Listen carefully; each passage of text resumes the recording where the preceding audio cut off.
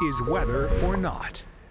And welcome into this episode of Weather or Not for this Wednesday, the full final day of official winter. Yeah, spring begins tomorrow, and of course the pollen's already here, making it feel like spring. One of the big things here, but let's start with the three things in the first alert that you need to know here, because that is what we're talking about as we transition into the end of the week. Yeah, the great pollinating, it is underway, and we're going to be dealing with that for a little while to come. Little bit of relief potentially coming up with a couple of showers coming up as we head into the day tomorrow, and then this weekend we're back into spring, beautiful weather, and a lot more pollen. Yeah, a lot more pollen coming in, and the breeze certainly not going to help with it. Let's go ahead and show you what this looks like as we take a look and give you the first alert to that pollen forecast. When we say brief relief, maybe an hour or two after the rain tomorrow. Yeah, just a little bit of relief with some of those afternoon showers heading into the day. Thursday, as is typical though, after a cold front moves through that brings showers, you get a lot of wind. That wind blows that pollen around, and that's what we're going to be seeing as we head into Friday,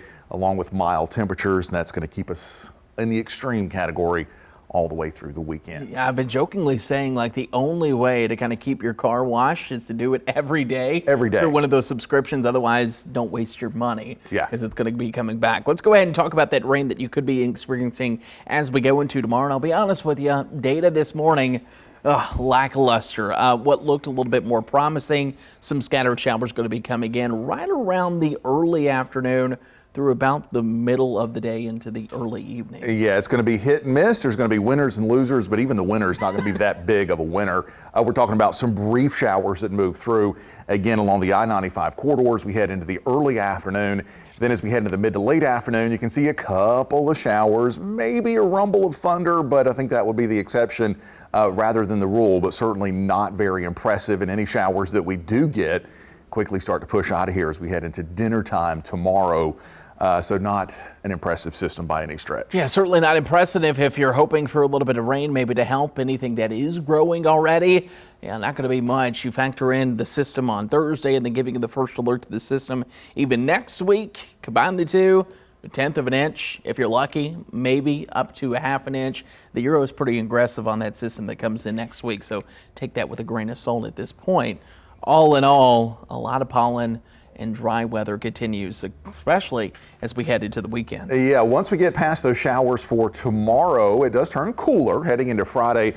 Temperatures in the low 60s, but then notice as we head into the weekend, it's really a nice spring weekend aside from all the pollen. Upper 60s to near 70 on the beaches, and then low 70s inland. Chilly nights and mornings, mild afternoons, a very typical spring pattern. Yeah, certainly not that bad, and hopefully you'll be able to find some time and enjoy it for this weekend. Let's take you coast to coast to talk about those temperature extremes that happened yesterday. Rio Grande, Texas coming in 102 degrees. And contrast that with Stanley, Idaho, which I learned that you and Jenna I'm saw going. some pictures of Stanley. I'm telling going. you, Idaho is underrated. Idaho is beautiful. They have is. the Sawtooth Mountain Range there. Yes. And apparently that is one of their most popular destinations. So Stanley, Idaho, I think that's where I'm going to start to look to travel. Do it. I'm a big fan soon. of Idaho. They get a lot of snow in Stanley as well. So if you're a snow lover like myself, I would hope so at -3. If I'm going there just for the cold, right. I'm done. All right, let's take you coast to coast, starting off here with the southeast. And again, there's the big view of that front. You can see how those showers sort of perfectly outline that front as it works its way through the Carolinas, heading through the day on Thursday with those isolated showers. Interestingly enough, a little bit of moisture and cold air on the backside of that could actually be some snow showers in the higher elevations of the Appalachians in the western parts of North Carolina, extreme western Virginia, and up into West Virginia by the time we head into Thursday evening into Friday. Yeah, you can notice the temperature gradient. We have 73 there along the coast as we go into tomorrow. Meanwhile, behind the cold front, 50s all the way out to where that colder air is coming in from Nashville. 53 in Birmingham for the high, and blustery with temperatures sitting in the 50s for Atlanta tomorrow as well. Thankfully, that weather is quiet there from Birmingham over to Jackson, Tupelo, into parts of Arkansas that were just rocked with severe weather back over the weekend, especially Friday night into Saturday night. Let's show you some of that damage video, and it has been very impressive. It ended up, unfortunately, verifying as far as a significant tornado outbreak, even in parts of the Carolinas. Let's take you up to Perquimans County, North Carolina. That's up near the Elizabeth City area. Category EF1 tornado confirmed up there, 13 injuries associated with that tornado. Again, this is up near the Virginia border, near Elizabeth City, North Carolina. That happened late Sunday night, very early Monday morning. Yeah, we take it from there and we'll take it over to Alabama as well. How about this? This was a school bus that was thrown onto the school there in Winterboro, Alabama. This was an EF2 tornado and at least one man killed. That unfortunately brings the death toll up to at least 42. Missouri with 12 of those deaths, and of course in Alabama 3. I think one thing that kind of took some people by surprise, at least in the weather community, is just how impactful Friday was in comparison to Saturday, especially Missouri, Arkansas. They really picked up on the brunt of this as that system started to get going. They absolutely did. One of those tornadoes there in Arkansas coming in as a high-end EF4 with winds at 190 miles per hour. Let's recap the Carolinas and the tornadoes that we saw. Thankfully, they were sort of dotted all around our local area. Closest up in Pender County, North Carolina. That one was on Sunday evening. Remember those storms that rumbled through the Grand Strand with the thunder, the lightning, the heavy downpours? One of those went on to produce an EF1 tornado there in Pender County, North Carolina.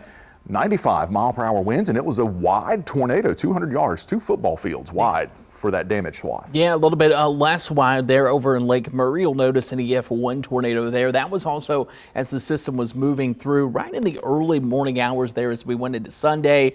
The path length, though, 5 miles long, 125 miles. Those were the 2 that we had confirmed. And then, of course, learning about the one that you talked about that we just showed you the video damage. That happened up in the northeastern portion of North Carolina. And before I even had time to update this graphic, 2 additional tornadoes confirmed down closer to the low country, both of those EF0 tornadoes from that system on Sunday. So again, count our blessings that we didn't have to deal with anything locally, but it is March and it is spring severe weather season. Let's continue coast to coast as we take you up into the Northeast for Thursday. A couple of showers again, that same front working its way through Pennsylvania into New York with a couple of showers.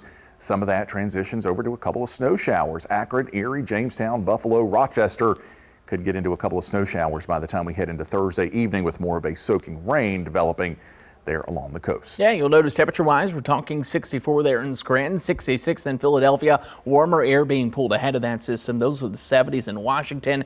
Notice, though, still some of the colder air. Saginaw, Michigan, 35 degrees. And, yeah, New York City, you continue to look at those temperatures a little bit more on the milder side. The scattered showers arrive for Thursday there in the Big Apple. Yeah, and then a couple more rainmakers on the way, especially as we head into early next week. Let's take you into where a lot of the action has been. Of course, Missouri was dealing with the tornadoes last week. Today, parts of Iowa dealing with blizzard conditions. That clears out as we head into Thursday.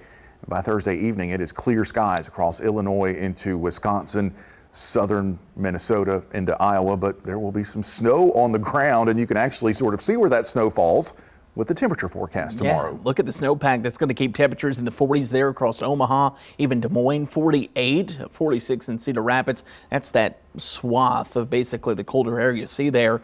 Still, though, not bad as you go up into Rapid City, 59 degrees. They'll take that for the middle of March. All right, let's take you into the Southwest where dust and wind has been a big issue. 2 major back-to-back windstorms and dust storms happening here. Seeing another one taking place today with calmer conditions returning as we head into Thursday. Those temperatures up into the 60s. Let's talk about that dust, though. Yeah, dust has been a big story. Also, the wildfires have been a big issue. So let's go ahead and show you just what they've been dealing with. What do you think? The forecast is quiet? Absolutely not. This is actually a video of the winds that were grounding the firefighting planes. We've seen this here locally in Carolina Forest when the wind is so bad, but dry air, low humidity. Once again, the wind elevated, extreme fire weather there in Oklahoma, and they've been dealing with those wildfires, and they are officially going to get a little bit more help there as we go toward the end of the week and that weather calms down. But yeah, you mentioned dust. It's one thing after another, I feel like, for the plains. Check this out. This is that video of the dust storm. This over here in New Mexico. I don't know if I've ever seen a dust storm. I've been out toward this area, but yeah. Yeah, this is, and like I said, this is the second round of dust storms this area has had to deal with. They had to deal with one late last week, a new one this week. Winds gusting 70 to 80 miles per hour there in parts of eastern New Mexico, kicking up all of that dust. big issues all the way into the Texas Panhandle, western Oklahoma. Some of that dust has actually been making it all the way into Dallas at times. Not going to see much dust in Dallas here as we work our way through these next couple of days, but plenty of warmth once we get past that little cool down on Thursday. It's a stretch of 80s as you head there through Dallas heading into the weekend. Certainly starting to get warmer. All right, let's end it with the West Coast. And yeah, still some snow showers in their higher terrain as we take you through your Thursday. Those snow showers going to be working in with the next weather maker that's coming off the Pacific from Portland all the way through Seattle. We'll advance this, and even some rain going to be happening for portions of the West Coast. You'll notice down though across Southern California, yeah, quiet indeed. Quiet weather continues there. They've been dealing with, once again, some of that wind, so they'll take the quiet weather while they can get it for their Thursday. Yeah, coolest temperatures up there where it's rather unsettled. 40s and 50s for most of the low elevations. Notice there across parts of Idaho, though, including Stanley. I'm going to see those temperatures holding into the 20s and the 30s with some leftover snow showers. Yeah, let's go ahead and show you our See It, Snap It, Send It. Of course, as we do so, you'll notice our sunrises have been clear, but unfortunately that clear air not been something that has been welcomed with the pollen. The pollen's been the big story. It's disgusting. The rain brings it to the surface. The wind blows it on the car. There's no way to tackle it. There's not. There's not. I feel like I say every year, I feel like the pollen gets on my teeth when it's really bad. All the allergy sufferers out there, we're going to, as we mentioned at the top of the show, yeah, we're going to stay with it, just waiting for your eyes to any day now. Soon. And I have been taking as much allergy medication as I can. Also from the pollen, we actually had some decent showers come through, some storms the other day. Yeah. How about the hail photos that were coming in? This one from April in Conway. Yeah, look at that. Yeah, hail coming down. Pretty decent clip. Thankfully, that hail never really got large enough back on Monday afternoon to cause any damage to cars. Most of it pea to at times a little bit of dime size hail. That can happen this time of the year. Spring, our hail season around here. We don't get big hail very often, but a couple times a year we'll get some little small hailstorms like that. Cooler temperatures aloft, and once again, that is why we saw that. And of course, not talking about severe updrafts or anything like that with severe storm, but you get it this time of year, and just a little pea-sized hail once again to coat that. Want to remind you can send us your photos by doing so, scanning this QR code. See it, snap it, send it. We just might show it here on whether or not. But speaking of hail, I want to go ahead and talk it to Matty B. Send it over to him for a look at how that forms and what you can know and learn when we approach severe weather season.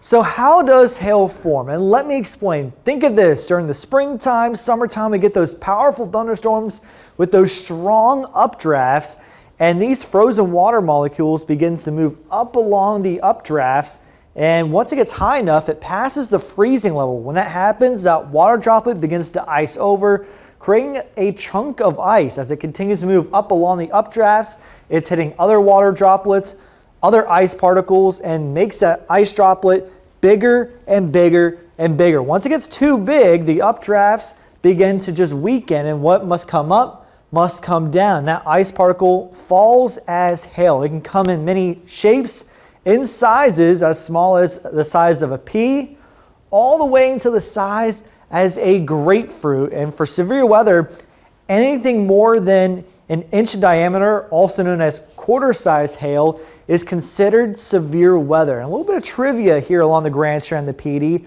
The largest hail in the PD fell on May 25th, the year 2000, where we had grapefruit-sized hail, which was 4.5 inches in diameter, and that caused $6 million in damage in the city of Florence.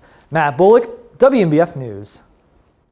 Literally, I was asking you that. Yeah, I knew the size. I couldn't remember the year. Hail is absolutely one of my favorite precipitation types. Yeah, it's so unique too, especially if you were to cut into the hailstone and see how many times it's been recycled into the updraft. Fun science project. If you're a teacher out there, as Matt was saying, it takes those numerous trips.